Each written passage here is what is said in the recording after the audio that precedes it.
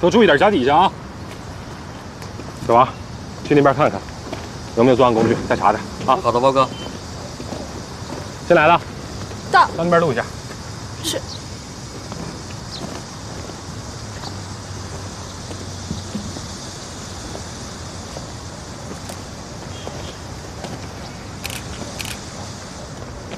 这儿呢，在查子集。球队，球队，是这样的，昨天下过暴雨，现场没留下太多线索。被害人脖颈处有裂痕，面部遭到人为损坏，手掌上还有一个圆形的划痕。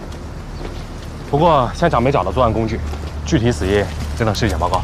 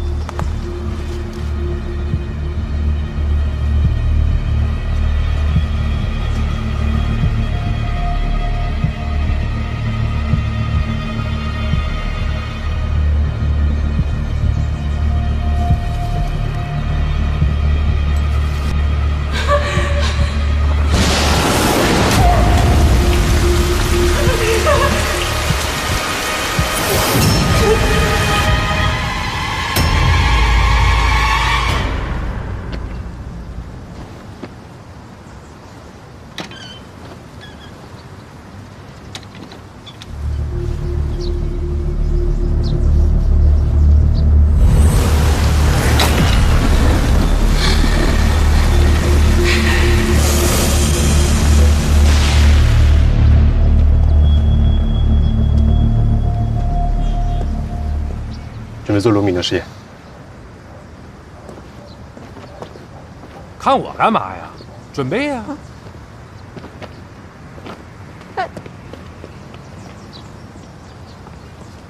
球队，这次的报案人是狗。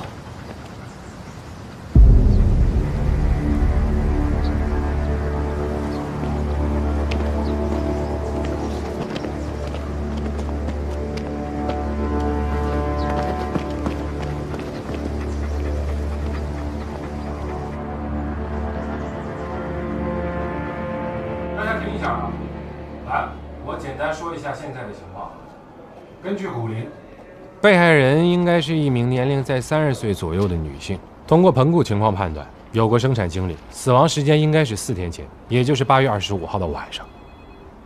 法医检查过她的口腔，来给大家看一下啊。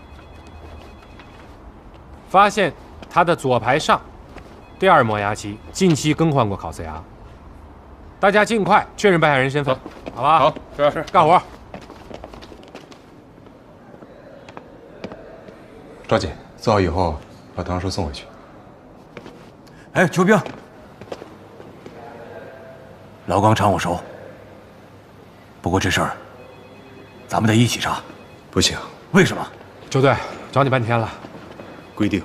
你，小三，过来，我真的很熟。快点，真是规定。那个帮着佟大叔一起做笔录啊，然后给佟大叔送回去。我走了啊。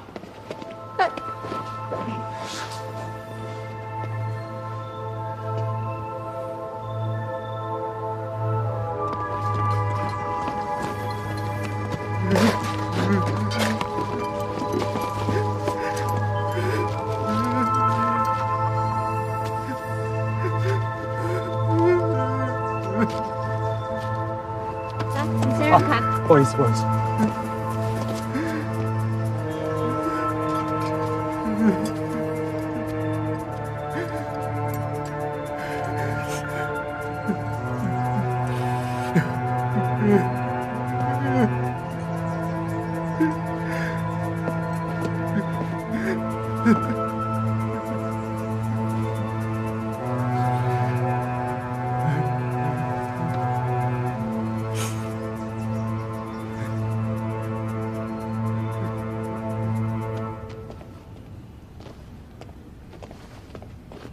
巴老师，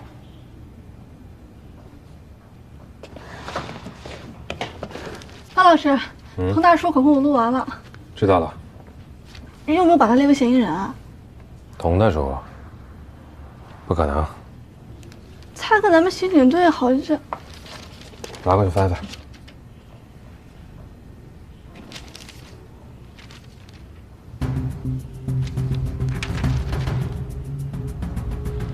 这起案子715奸杀案的被害者叫童瑶，这是球队来刑警大队接的第一个命案。当年这个案子也发生在老钢厂，童瑶被发现的时候，脖颈处也有勒痕，法医给的结果是死亡原因机械性窒息。啊，这是10年前在案发现场找到的唯一线索。青斑里检测出了人类免疫缺陷病毒。我记得当时球队比对了全城的血液病患者，但是一无所获。这10年里，他一直在查，可案件毫无进展。打我进警队那天起，只要有相似的案件，他都得把童瑶的案子再翻出来。童大叔就是童瑶的父亲。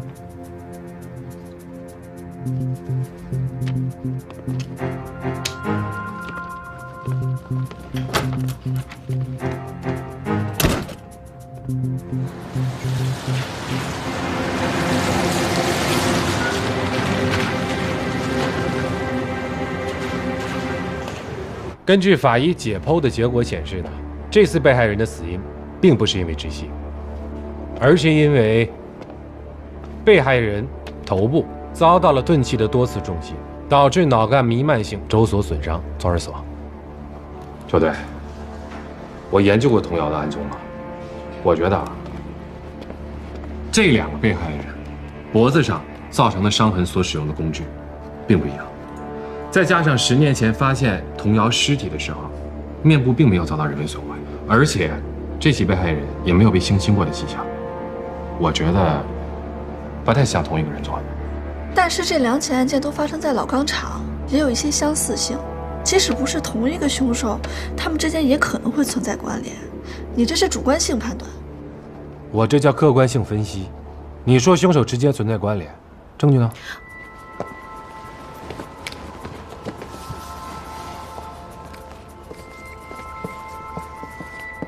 ？10年。如果凶手是同一个人的话，他为什么要等了10年才作案？瞧见了吗？你得拿证据说话，别误导大家的调查方向。球队，我觉得实在不行的话，咱们先从被害人的身份开始查吧。我去趟老钢厂，晚上没准能查到白天找不到的证据。大家再检查检查啊，看看有没有什么遗漏的。好。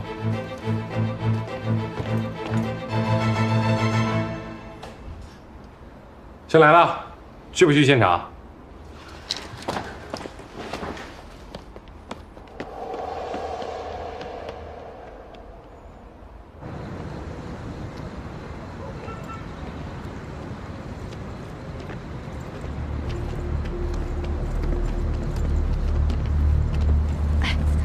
包老师啊，球队好像对这路很熟啊。当然了，这么多年，这儿都不知道走了多少遍了。那这大晚上的能查到什么线索啊？根据尸检，被害人脚底有多处玻璃造成伤口划痕，但白天不是做努米诺测试了吗？这晚上可能有线索。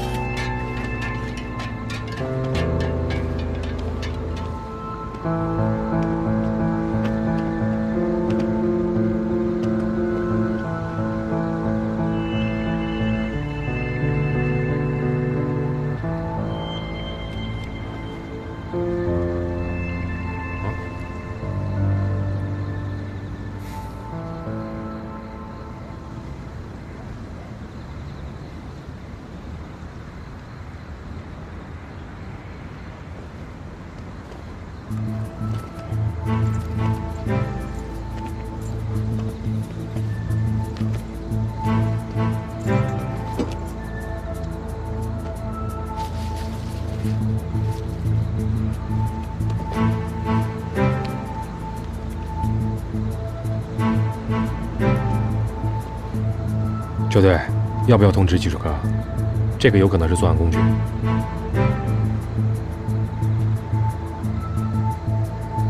球队，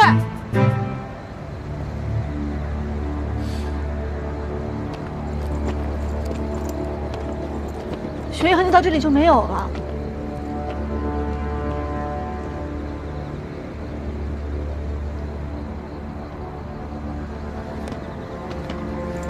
哎，方老师，球队到底在找什么呀？起点。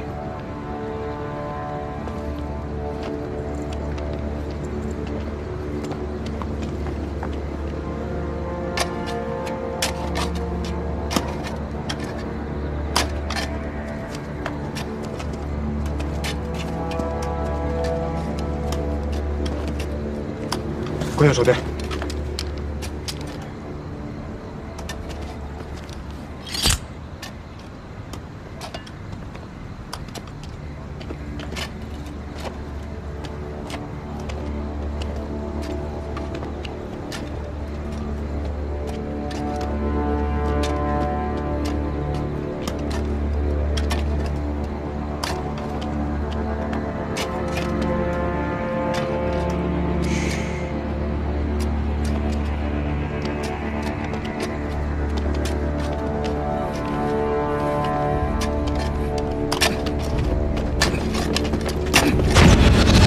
把手举起来，举起来！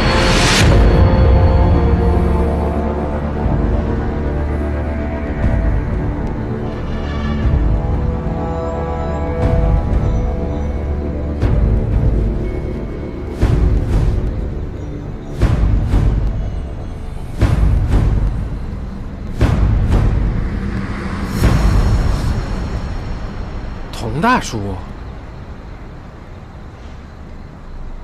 狗白天总在那转悠，我就琢磨着晚上来瞅瞅。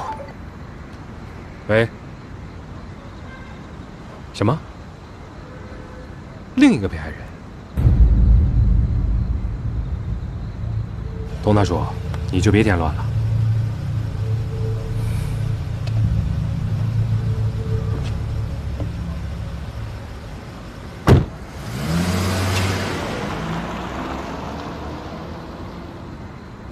老浴室的门呢，从外面锁着。大刘他们晚上搜查时候觉得可疑，就把锁给撬了。被害人尸体就躺在老浴室的楼梯上。你过来一下。哎，来了。球队，技术科那边说能进去了。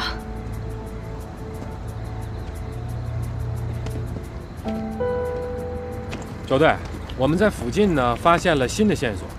第二被害人脖子上也有勒痕，死亡时间根据法医判断就在昨天。童大叔。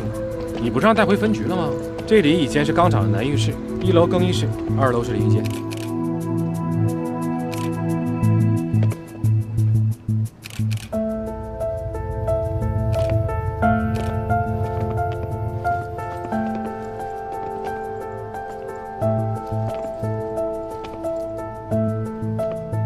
分队长，我去2楼。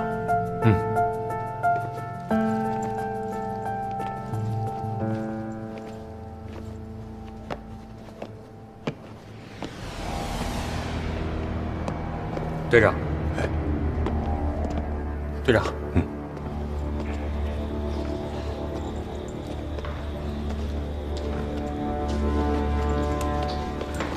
包老师，这事儿是不是跟童大叔有关系啊？怎么把他带分局去了？球队太了解童大叔的性子了，这案子出了新的被害人，童大叔能不查吗？还是看着点吧。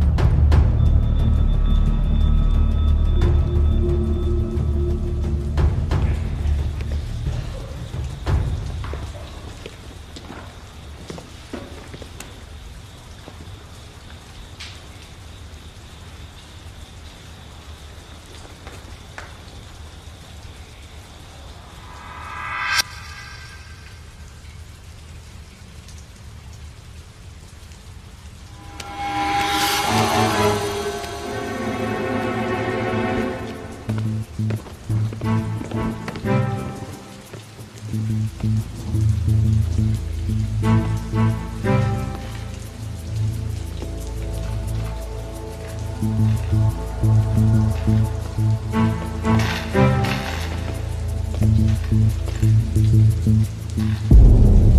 戴，慢点，嘘。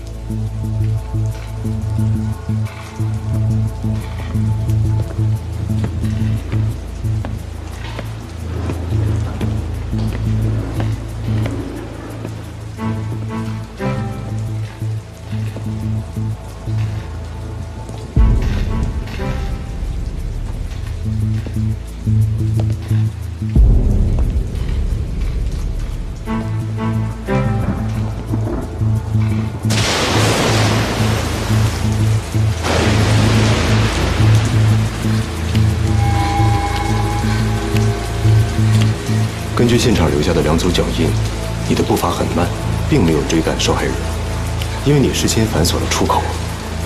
这里是你为他准备的笼子。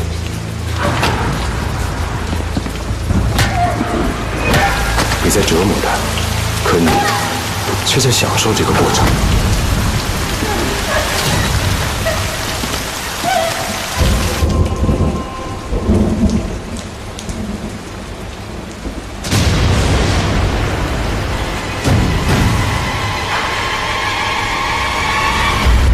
你到底是谁？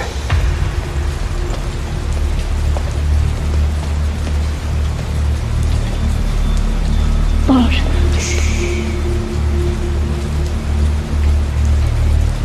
他是第一个。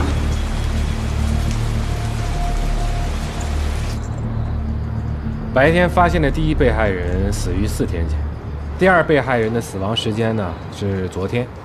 现场发现的石块，通过对上面残余血迹的检验，可以确定是造成第一被害人死亡的凶器。而杀害第2名被害人所用的工具是铁锹。第2被害人死前曾被铁锹多次重击面部，凶手这一次提前准备了作案工具。根据铁锹重击被害人面部的次数，证明他开始享受杀人的过程。我们找到的第2被害人是凶手改变杀人手法后的第1个猎物。这样吧，大家辛苦一点，抓紧时间查清2个被害人的身份。搜查队继续搜索，干活吧。好。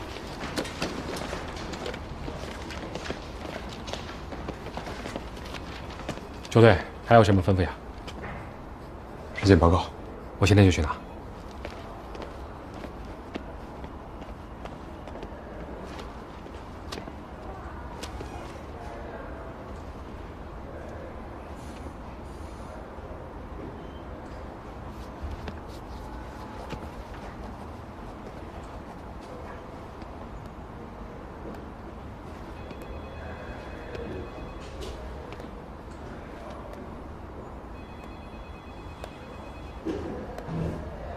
血迹。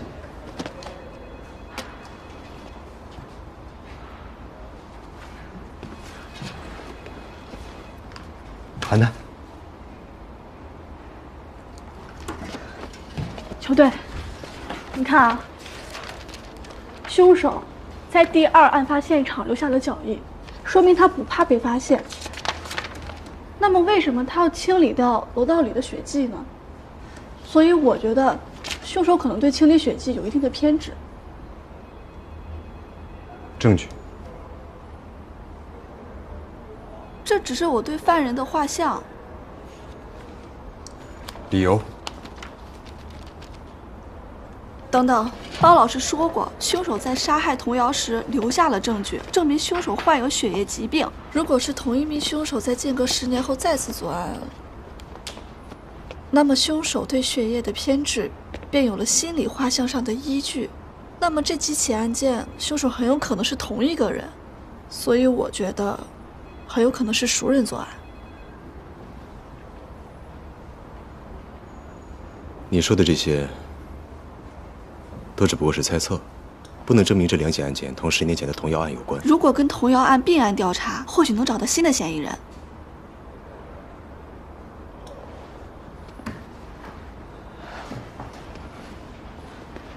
跟我来。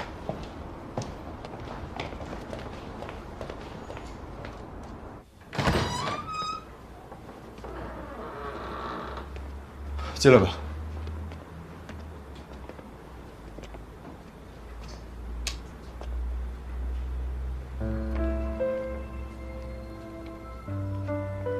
我也想这两起案子跟10年前的案子有关。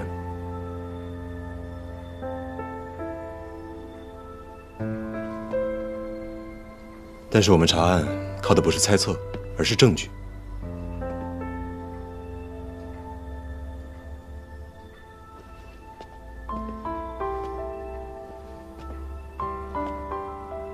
我问过童瑶所有认识的和可能认识的人，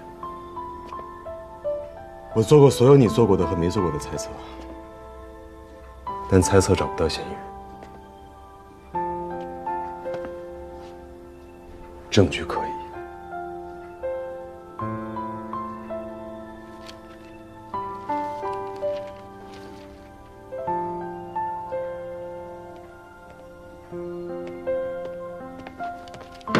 球队，报告出来了。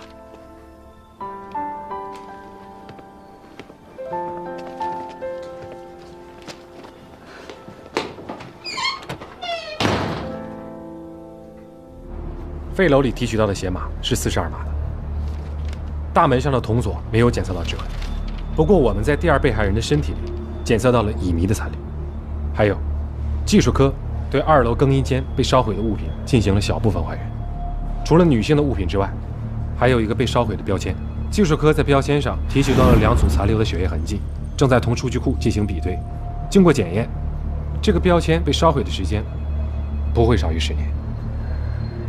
还有，捆绑被害人手腕、脚腕的作案工具已经查明，是19毫米的塑钢带，跟10年前造成童瑶脖颈处勒痕的工具相同。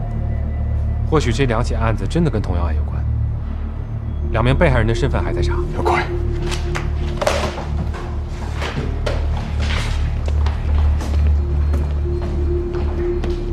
周队，让宋思盯着童大叔，一会儿去趟童大叔家。 你咋不说呢？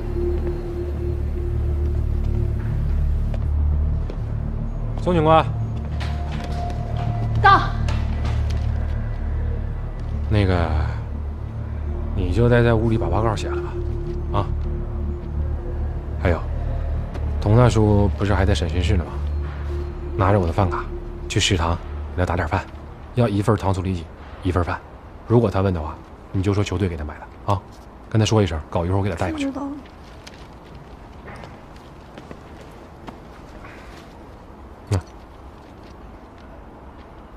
拿着。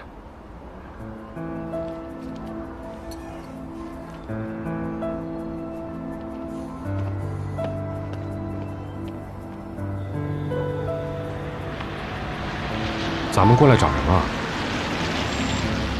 ？10年前可能被我忽略的线索。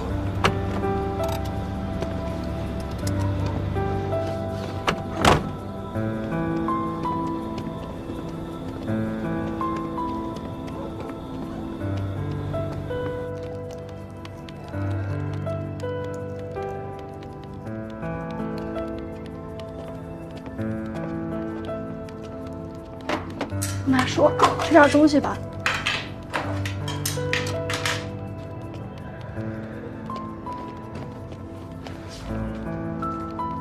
糖醋里脊，包森告诉你的。球队。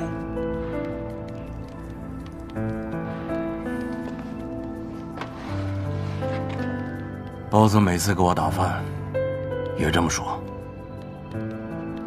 球兵什么样子，我会不清楚。不吃。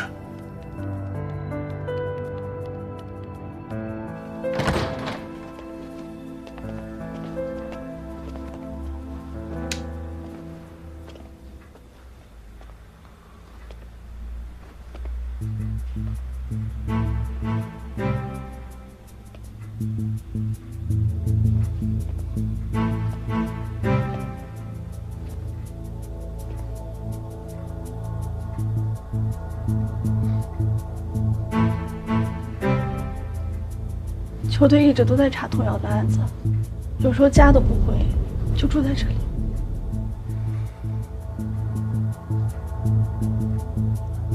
没有抓到人，说这些有什么用？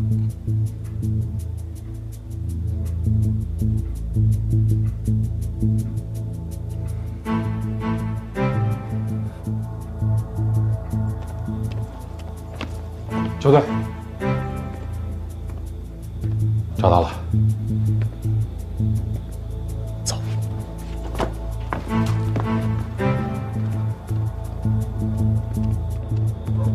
身份都确认了，第一被害人叫赵杰，市医院的护士，女儿刚满1岁。据他同事了解，平常很少打出租车，很节俭，但是经常会坐载客用的摩的。另一个呢？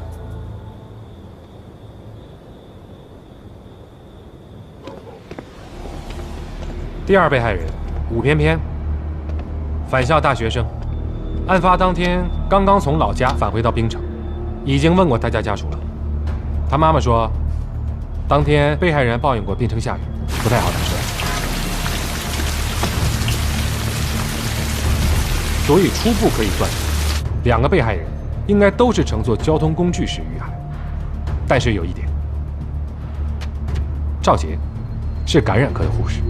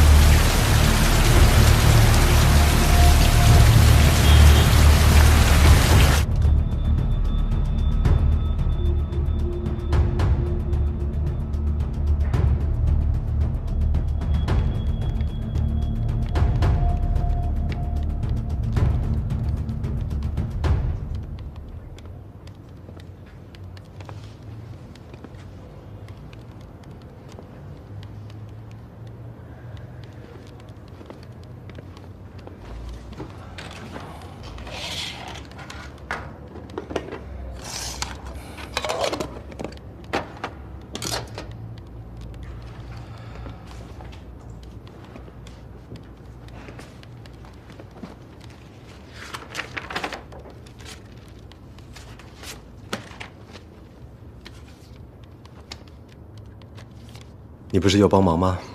现在机会来了。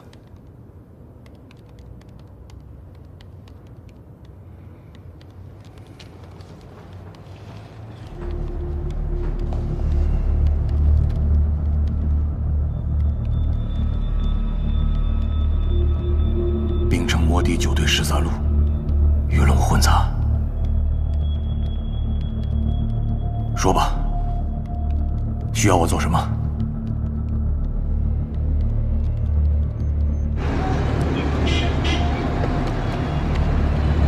师傅，跟你们聊点事儿啊，好吧？好。你好，看一下，这就是我们公司的人员名单。谢谢。资料都在这儿了。好，谢谢。这是我们医院的资料。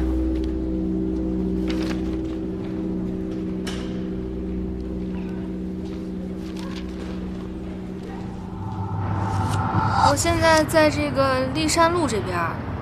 已经没有车了，我等了半天，一辆车都没有。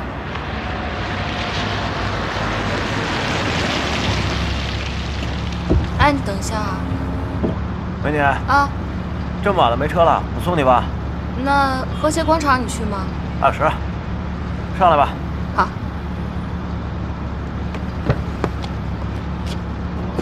走吧。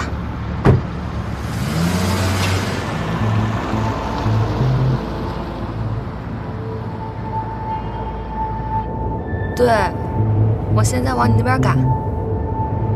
对啊，那你一会儿想吃什么？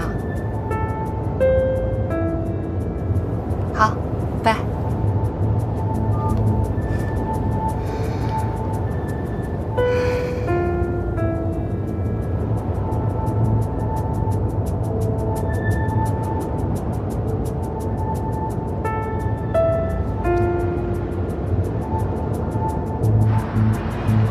哪条路啊？不是咱们团的，黑灯蛇眼12条开黑车的。通知几个队长，我带3队先过去。好。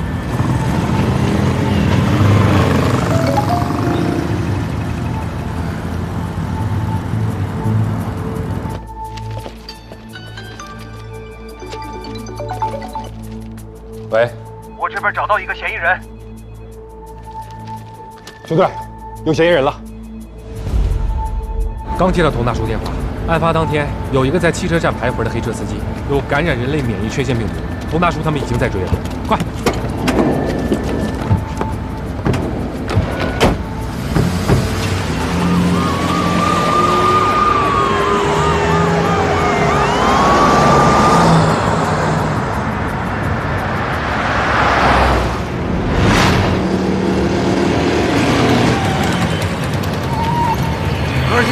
们接着追啊！好，这边这几个跟着我来，咱们抄近路，走。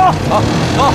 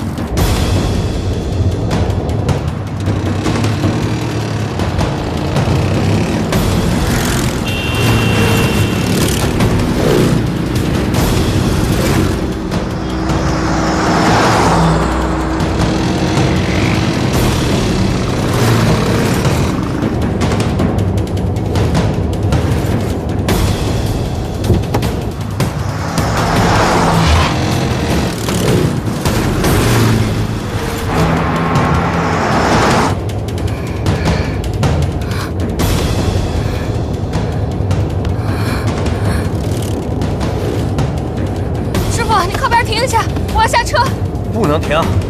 你把车门给我打开！不能开！我现在停车，他们就会拦下我。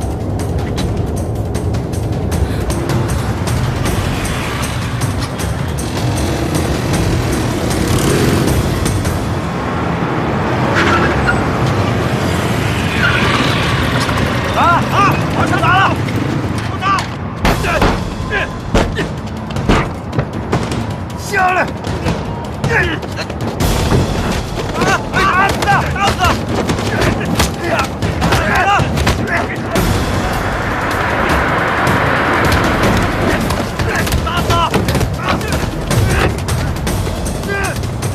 住手！住手！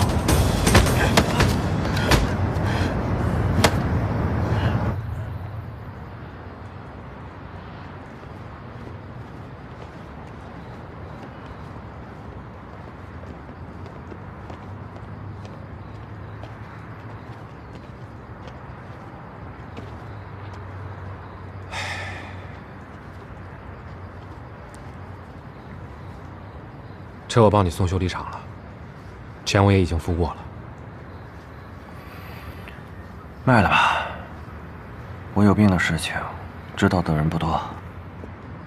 冰城摩的9队13路，黑灯蛇运12条，上百号人，全都知道了。这地儿我是没法混了。唉，没事儿。 换个地儿继续活呗，走了。我送送你。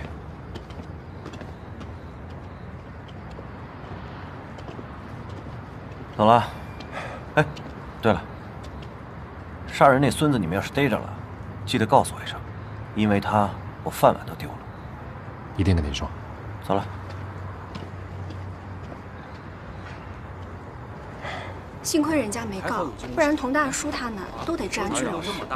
谁说不是呢？你说帮忙查案，也不至于打了。真不如咱们自己问了。这摩的9队13路还不够添乱的。这案子到现在还没定，你说怎么回事？我觉得球队调查方向是不是有问题？会不会这2起案子不是同一个凶手啊？不能吧？这不到现在一个都没找到啊！ 那你看这2个案子的线索，我觉得吧，就是调查的方向有问题，肯定有问题。干嘛呢？案子不用查了，啊？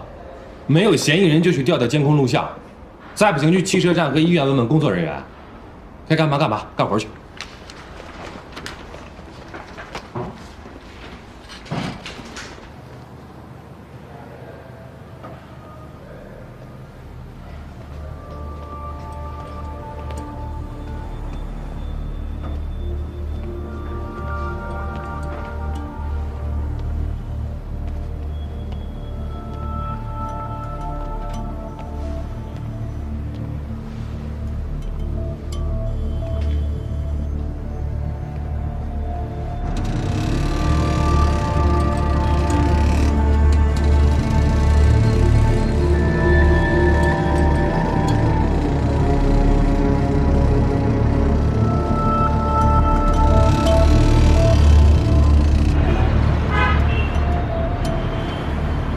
么问的尽管说，我们积极配合。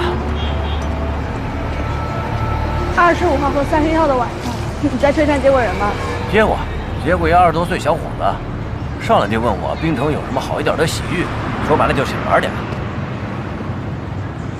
31号晚上呢？31号接了一40多岁女的。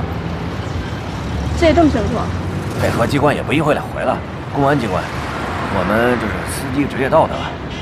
哎，宋警官，介绍一下，这是林楠，我们夜班司机。夜班？对，夜班司机。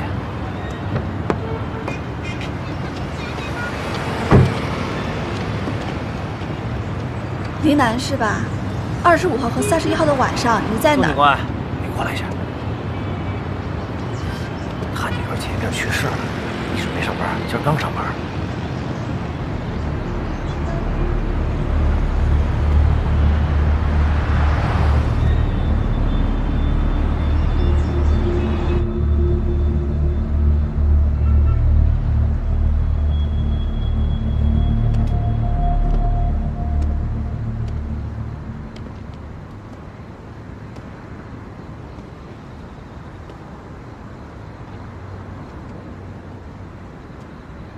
求兵！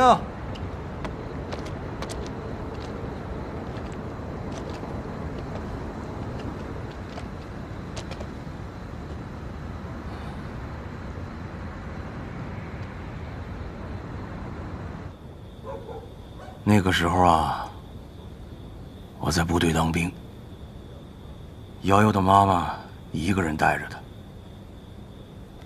后来，老婆去世了。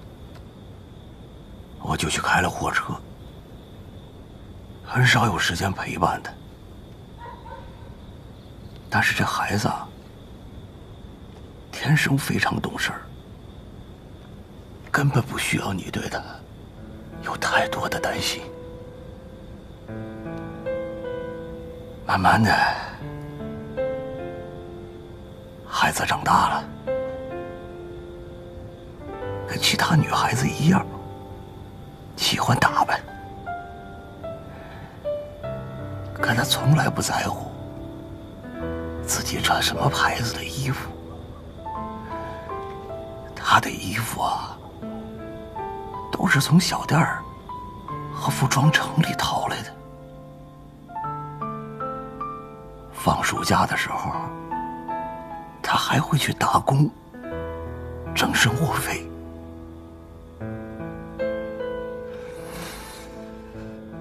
我是童瑶的父亲，无论我做什么，都是一个父亲应该做的。跟你不一样，瑶瑶活着的时候，你连面都没见过。可是，你做的，并不比我这个做父亲的做的少啊。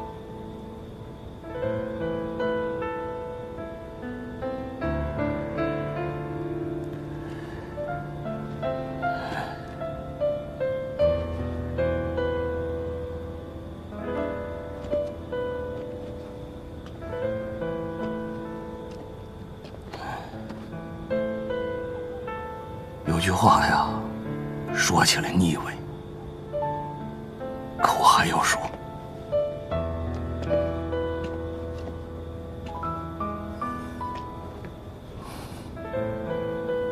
邱兵，谢谢你为瑶瑶做的一切，谢谢你啊。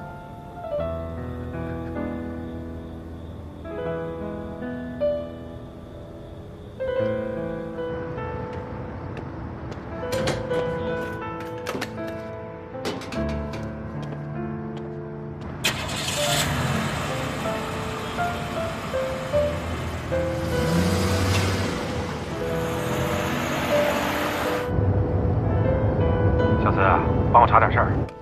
嫌疑人有可能是上了年纪的男性出租车司机，单身独居。知道了。这样的中年男人平时老实不了，你去找几名女司机，了解一下情况啊。我先做一下摸排。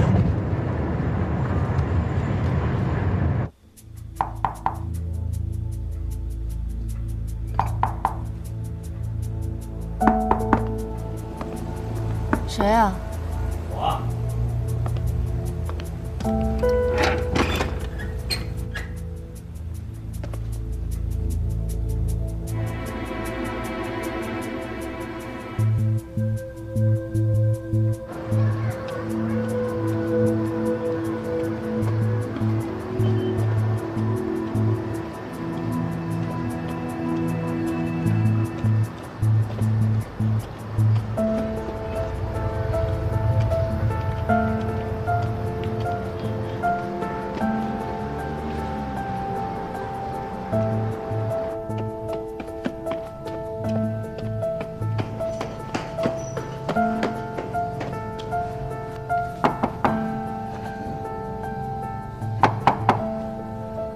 有人吗？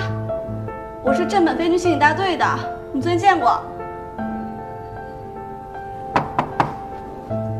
有人吗？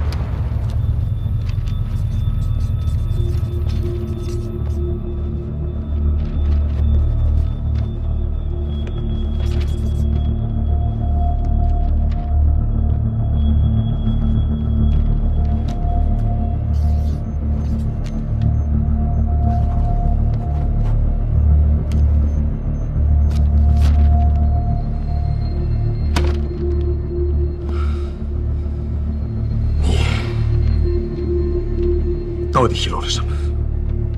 在童瑶的案发现场发现了经斑，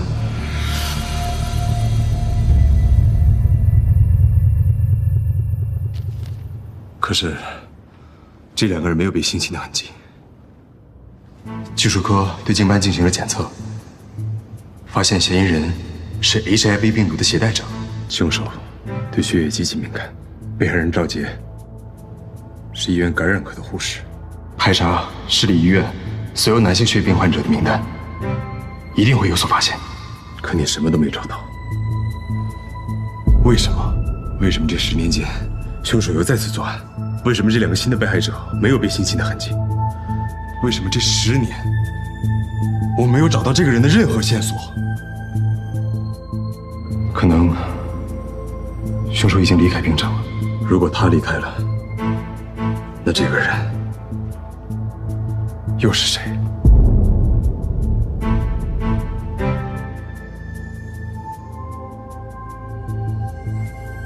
当时的凶手不止一个。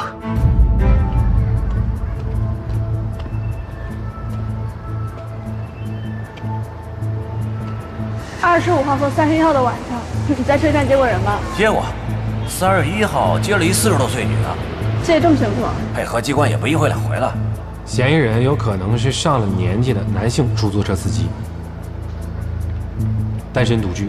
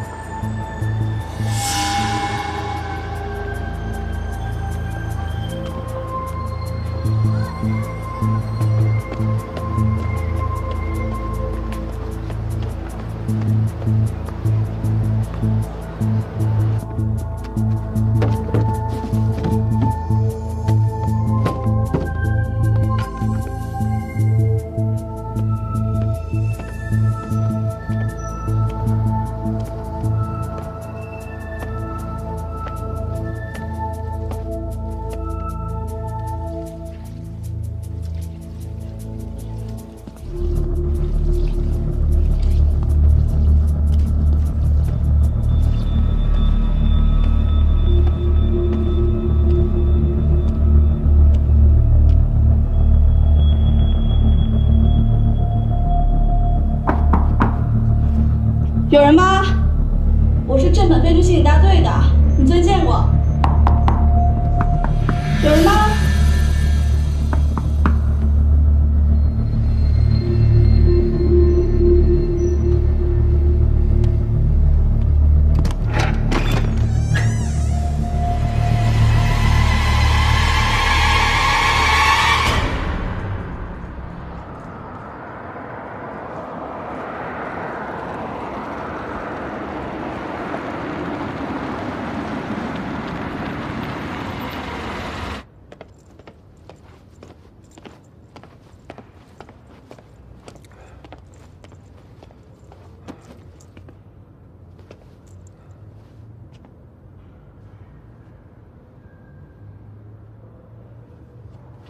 包子，啊，帮我看看。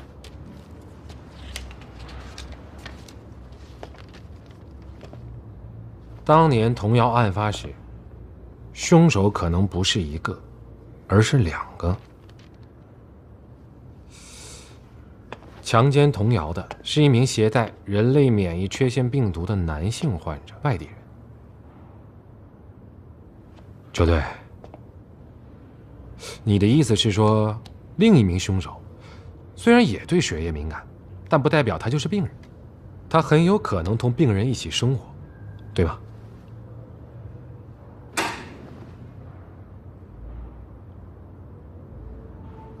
我这边查过了啊，10年内变更过职业成为出租车司机的人员名单，2名被害人没有被性侵过的痕迹，凶手呢，有可能不是男性，而是女性。基于这一点呢，我们重新排查了几名嫌疑人员的口供，其中一名男性司机金海的出租车，曾在28号晚出现在汽车站的附近，可金海本人呢，在这一段时间里却出现在洗浴中心的监控镜头里。代替金海出车的夜班司机正是林楠。球队重新核查了医院的家属名单，我这里有一个病历，我发给大家看一下，好吧？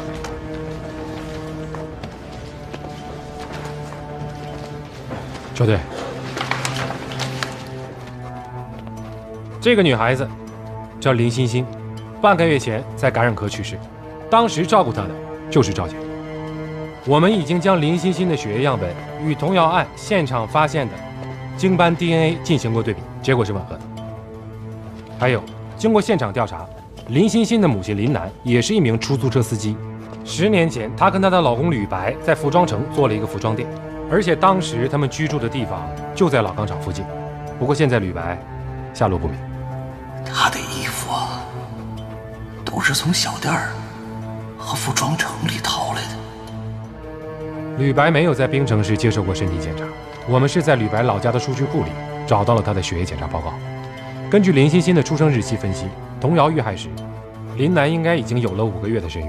之前我们在老浴场找到的服装标签上面的2组血迹已经证实，一组属于童谣，另一组同林欣欣和当年案发现场的精斑 DNA 比对吻合。现在可以初步还原当时的案发现场。吕白经营服装店时认识了童谣。根据在被害人武翩翩案发现场发现那个10年前的衣服标签，我们可以肯定，吕白是以让童谣去库房试衣服的方式，将童谣诱骗到了库房，然后实施了强奸，不想却被自己怀孕的妻子林楠发现。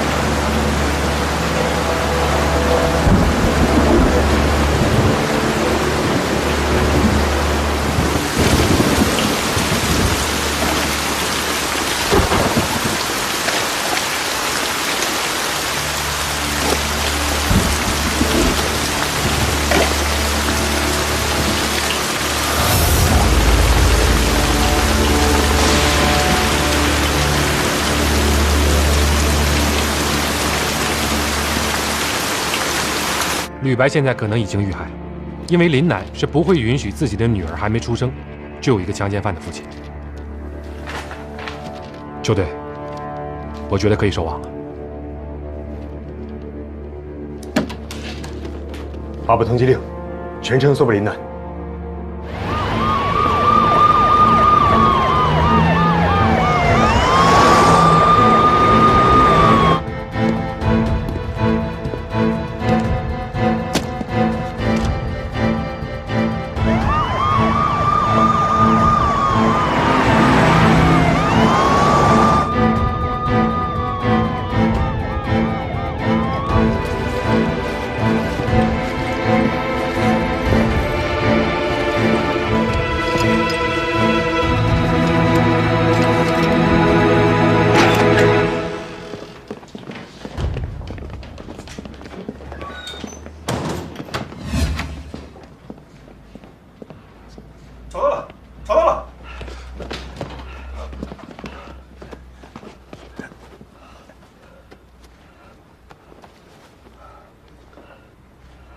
去叫救护车。好。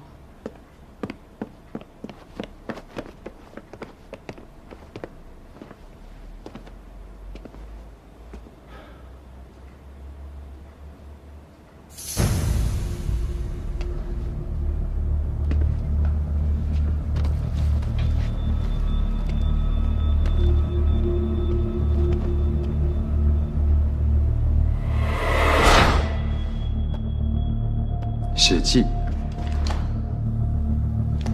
小子有危险，快走！啊！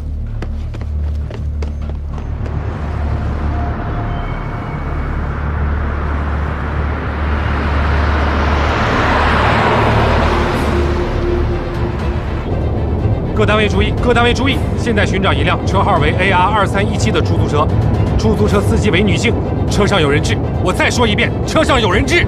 也通知一下童大叔，让他发动人帮着找。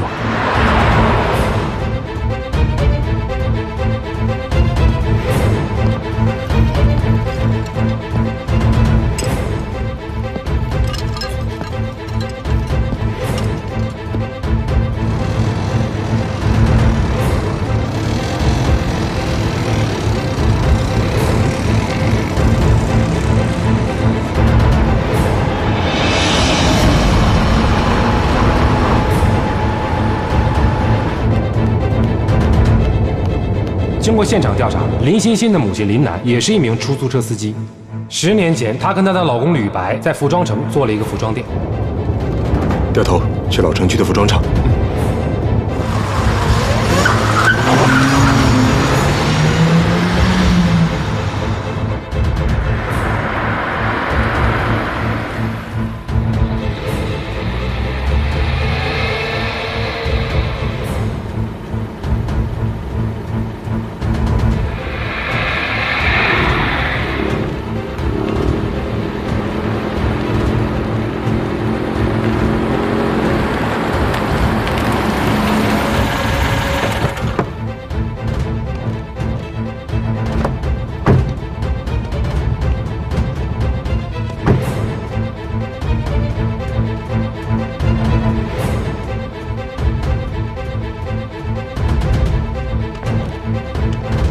通知兄弟们。好。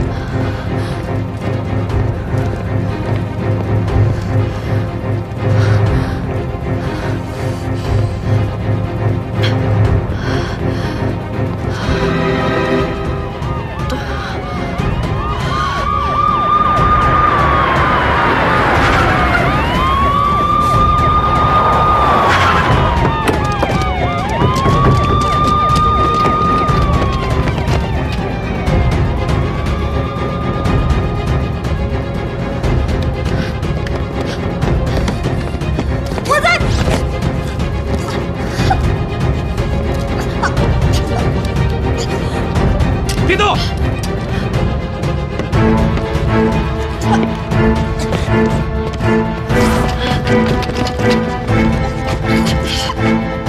不许动！别动！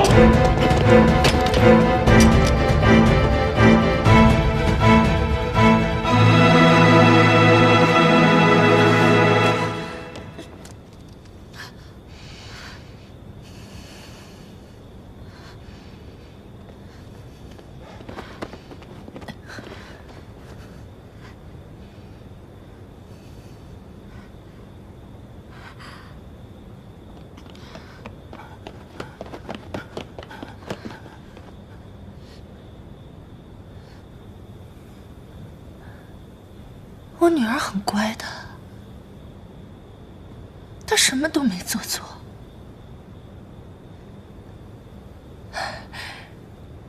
欣欣，今天作业做完了吗？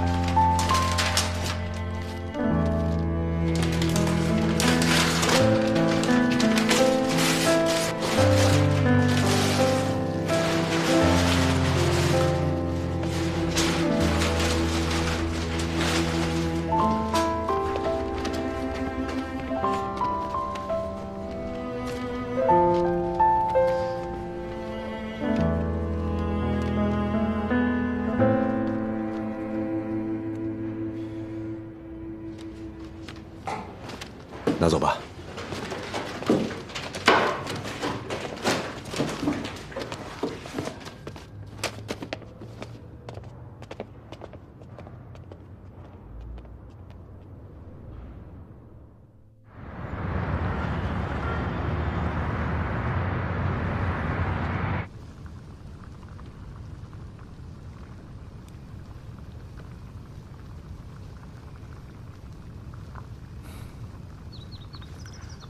以前没事的时候啊，你总往我这儿跑，咱俩唠多久都唠不够。哎呀，这是有几年没在一起吃饭了。3年了。对，3年。